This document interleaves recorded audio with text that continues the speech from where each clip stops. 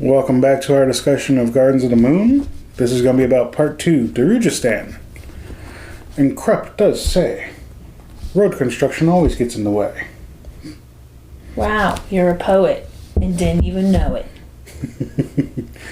Now if I just had a pastry. Oh well. Anyways. So, you were rather lost in our pale discussion. Not knowing what's going on, do you feel like you're still kind of in the same lost area? Well, what are your thoughts about what you do know? Well, first, I don't feel like I'm... So, on the... I guess, local level, the smaller level, the individual... Events that happened in Darujhistan, I understand.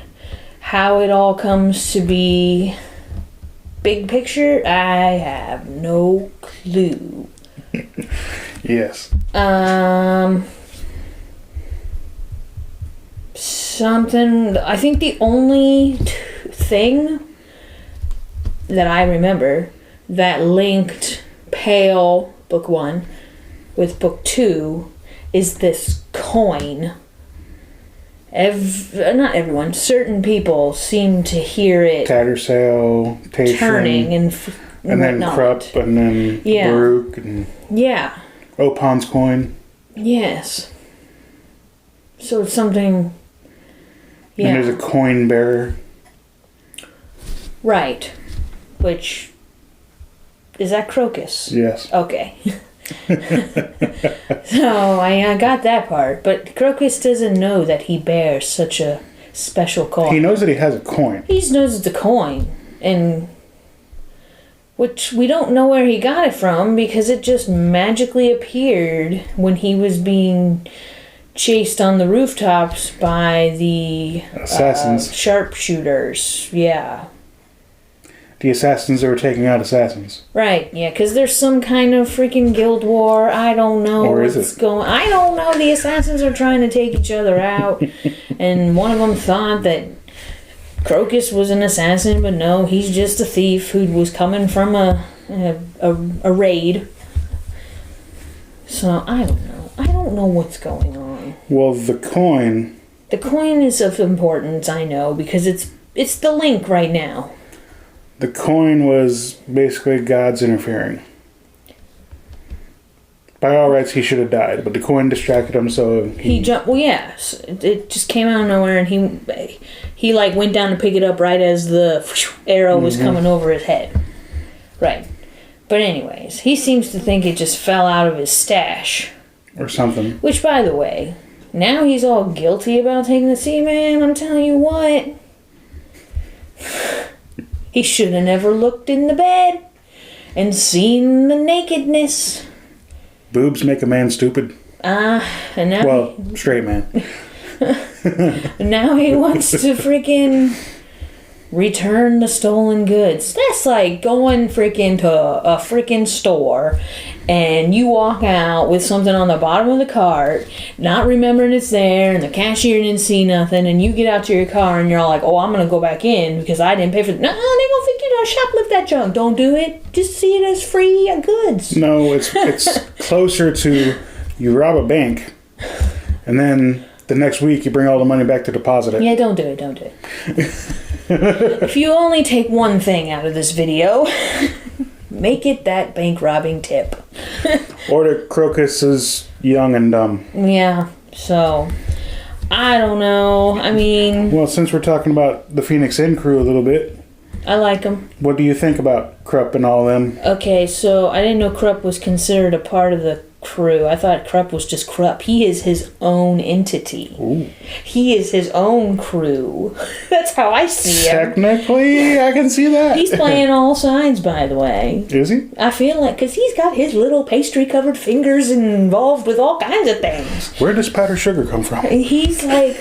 He's hanging out with the crew and he fences the things that they steal. He hawks it off to people. But then he's going over here and talking to... I don't know. I can't remember what his importance is. Baruch. What is he in the scheme of things? It's theorized that he's technically one of the true leaders over the mages. Oh, I was saying mage. Okay, yeah. So he's like associating with the mages, which apparently some of these Phoenix, he knows these people, like the Phoenix crew people, because he, at the end of it, he's like, gather up the guys. He didn't say that, but it was implied. Gather them all up. So protect the coin bearer. But then where else? Krupp has these crazy dreams. Oh yeah, an elder god showed up in one. And he talks about himself in the third person. So see, that's why he's just like his own thing. People love him or hate him. I don't know. Like, I think I want to like him because he's just so off the wall. There's a scene later in this book that the first time I read it, I cracked up for like 5 minutes. Because then I decided I like Krupp. So, that's where I'm at with Krupp. The other crew guy, Crocus is one. Crocus, yeah. Young, I don't really have any kind of attachment. I feel like he's of importance though, because he's been gifted the coin. Okay, well, what about like Rallick Nam and the assassin, or Murillo? Okay, Murillo. I think if I'm remembering correctly, he's like the playboy. Oh yeah, oh yeah. He is. Which is so funny because he's like, I'm a playboy. However, I have standards, and committing adultery is not something I really want to do. But if you're a widow, I'm perfectly fine with playing the widow game. But adultery, oh man, I don't know. Look, a man's got to have standards. Yeah, I guess. But, so yeah, he's a playboy. And I don't know what he's doing, but he's playing with one of these women who is associated with a higher up. I think his name starts with a T. Isn't his last name like Orr or something? What's his first name? Turban Orr, I think. Yes. He's like fraternizing with the wife of... the main looking like antagonist of Darujhistan right now. Yeah, so I don't know what's going on there. The assassin that you mentioned. Rallick Nam. I don't know. We have a little moth in the room, by the way, so if something flutters across the camera, or if you catch me, like, staring off, I may be watching the moth. But anyways, I don't know what to think much about that assassin guy. He's like, I think he's, it would appear he's like, if the crew had a pecking order, he would be at the top. That's kind of how I feel. Like him and Murillo, is that how you say it?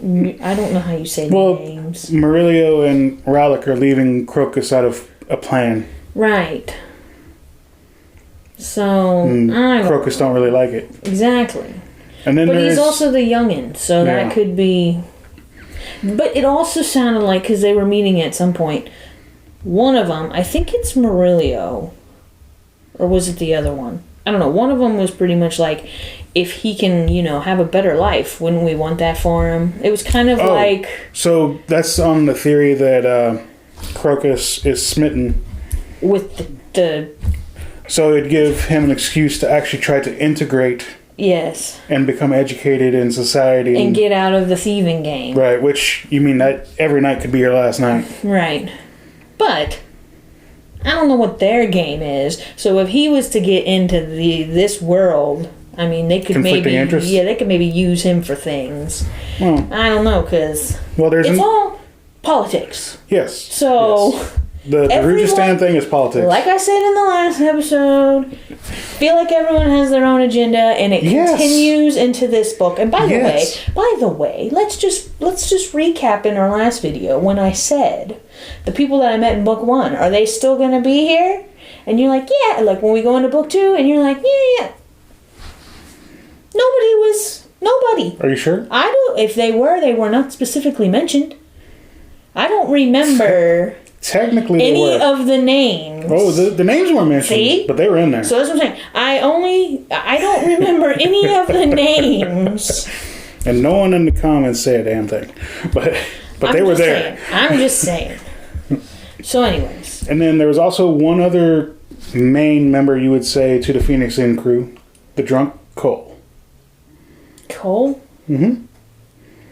The one that was like, passed out in a Oh, pile of cell beer. yeah. He was passed out, so we don't really know much about him other than You'll get to know more about him, but... So, but yeah, I kind of like him so far from what I can tell. I have no major attachments to anybody as of yet. Well, you do like animals. What about Krone? Oh, Krone was cool. Krone. And it's cool that she is a raven who can, like, shapeshift, and she turned into a dog. She used magic to make that appearance. Well, I'm just saying, she changed her shape. No, she literally was still a great raven, but Turban Or seen a dog. Oh. It was an illusion. Oh, I thought she turned into a dog. No, because she was still the great raven talking to Baruch. Well, I thought she was talking as her. He heard a bark, but she was talking to Baruch. Right. But I thought she was, like, in dog form talking. No. So, anyway, she seems like she's cool anyway. She's a talking raven. I mean, come on. Talking great raven. Excuse me. There's a difference. I do not want to diminish her greatness. Right. Great ravens are important. You just don't know why. Well, and she's affiliated with the moon spawn person, man. And Amanda Rake. I don't know. So. Who also made an appearance. Talking to Baruch. I can't remember what they talked about, though. That's the thing. I can't remember the conversations. I just know that they're all important, and they're all trying... I think somebody was trying to get Baruch to agree to something, because they want to try and remain neutral in this whole thing. Turban Orb is trying to get Baruch to sway things how he wants them. Right. So, like, after Malazan comes, he can be in a good position. Basically is what it's coming down to for him. But I thought they wanted to try and be neutral. Well, yeah. Like, they don't want any issue. They don't want a war. But at the same time, they're not going to just turn their town over to this invading... But Turban Orb doesn't really understand what Malazan would do. And Malazan is a force. It's an army. Invading Empire. Okay. And then Amanda Rake was talking to Baruch to make an alliance. Okay. Krone was in the Turban Or conversation. No? Yeah, she was there. Yes. She's not on his side. No, she was in that conversation. Telling Baruch, watch this guy. He ain't cool, man. Schemes. He's a plotting and a scheming. But then the other guy, Rake, he's Moon Spawn's Lord. And so he was coming to Baruch to do what now? Make an alliance. Against Malazan. Or whoever. Okay. Because remember, he wanted to hunt down the mages of Pale. Because he was fighting them, yes, and something went awry, and he took his little floating moon orb mountain boulder thing and moved it on over to Darujhistan. Well, the children and the elderly and all that are on there. Right. So it's a floating city. Yes. Okay. It's rather large. Okay. And their race is called the Tistandi. Okay. Alright. There was some other person. I think we've talked on most of the characters, but there was this lady... Simtal? Simal? I don't know. The one that was talking to the one council member who was assassinated. But then she's also having a thing with... Oh, she's a slut. Turpentine. I don't know what his name is. She's using her body to make connections high up.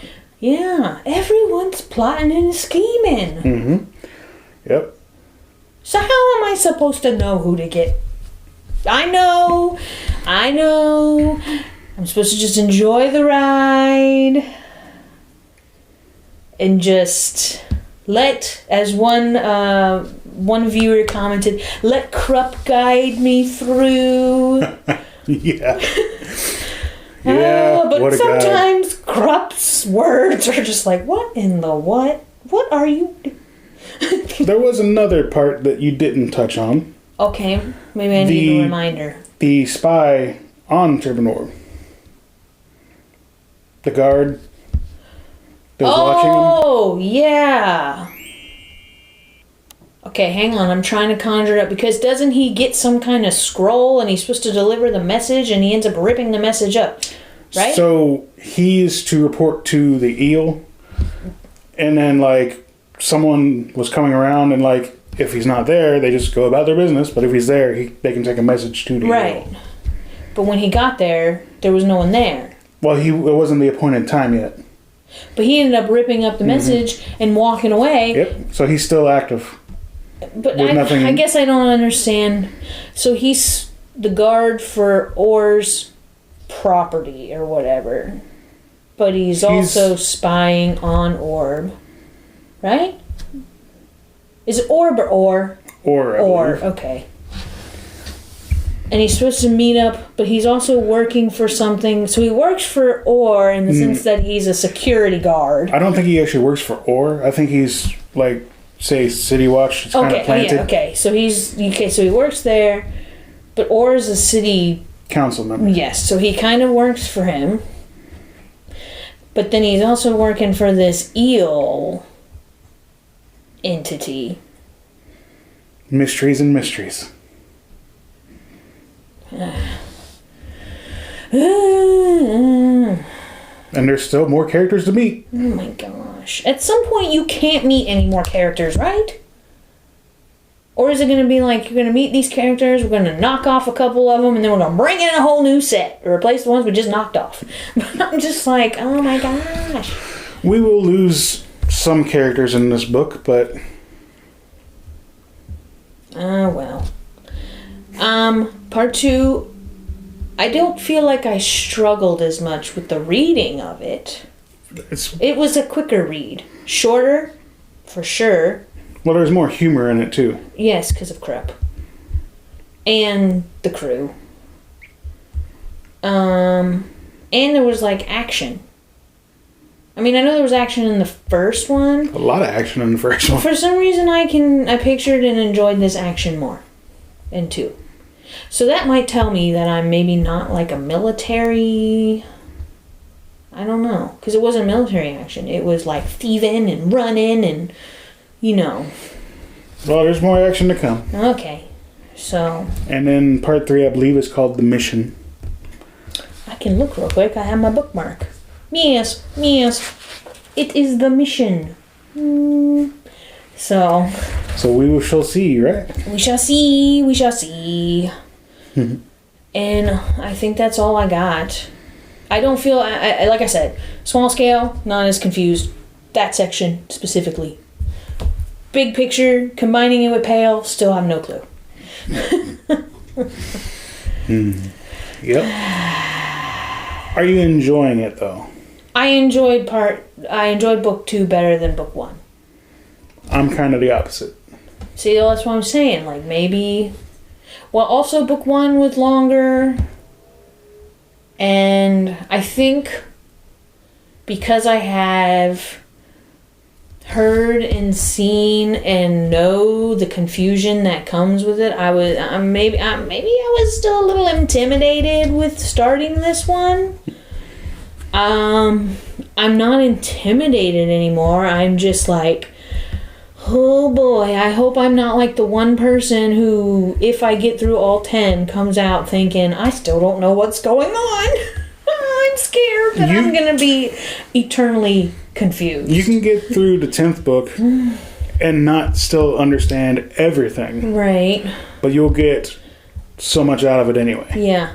Well, I mean, I'm not even thinking... I'm thinking that, but in the short term, I'm just like, oh boy.